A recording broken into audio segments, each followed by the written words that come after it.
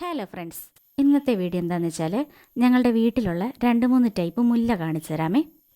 ഇതാണ് കേട്ടോ ആദ്യത്തെ ഐറ്റം. ഇതിൻ്റെ മുല്ലമുട്ടുകൾക്കാണെങ്കിൽ നല്ല വലിപ്പം കൂടുതലായിരിക്കും. അപ്പം ഈ മുട്ടുകളൊക്കെ വിരിഞ്ഞുണ്ടാകുന്ന മുല്ലപ്പൂവിന് ഒത്തിരി ഇതളുകളും ഉണ്ടായിരിക്കും. ഇതാണ് കൂട്ടത്തിലെ ഏറ്റവും നല്ലൊരു വെറൈറ്റി ആയിട്ടുള്ള മുല്ല കേട്ടോ. അപ്പോൾ ദാ ആ മുട്ടുകളൊക്കെ വിരിഞ്ഞുണ്ടാകുന്ന മുല്ലപ്പൂവാണിത്. കണ്ടില്ലേ, ഒത്തിരി ഇതളുകളുണ്ട്.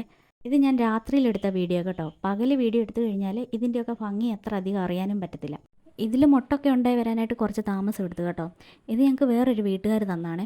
അപ്പോൾ അവിടുന്ന് ഒരു ചെറിയ കമ്പ് കൊണ്ടെന്ന് വെച്ച് കിളിർപ്പിച്ചെടുത്താണ്.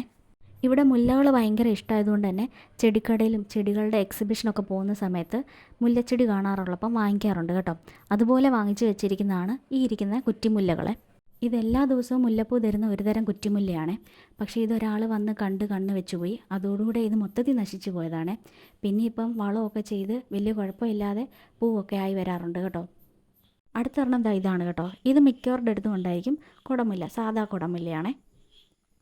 കൂട്ടത്തിൽ കാട് പോലെ പിടിച്ചു കിടക്കുന്ന ഒരുതരം മുല്ലച്ചെടിയാണിത്.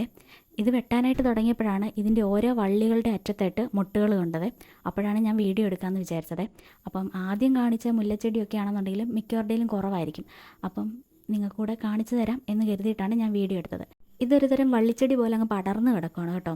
ഓരോ വള്ളിക്കമ്പയിലും അറ്റത്ത് മാത്രമേ മുല്ലപ്പൂ ഉണ്ടാകാറുള്ളൂ എന്നായിരുന്നു എൻ്റെ വിചാരം. പക്ഷേ അതങ്ങനെയല്ലായിരുന്നു കേട്ടോ.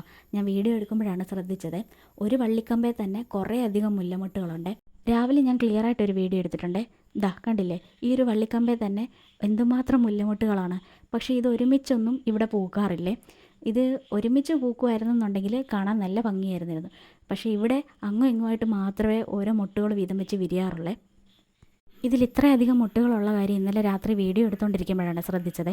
അതുമല്ല, ഒരു വള്ളിക്കമ്പയിൽ തന്നെ ചുറ്റിനും മുട്ടുകൾ ഉണ്ടാകുന്ന ഒരുതരം മുല്ലച്ചെടിയാണെന്നുള്ള കാര്യം ഞങ്ങൾക്ക് അറിയത്തില്ലായിരുന്നു കേട്ടോ. മമ്മി അങ്ങനെ ശ്രദ്ധിച്ചിട്ടുണ്ടായിരുന്നില്ല കേട്ടോ. അപ്പോൾ രാവിലെ ഞാൻ വിളിച്ചുകൊണ്ട് വന്നിട്ട് എല്ലാം കാണിച്ചു കൊടുക്കുവാണേ.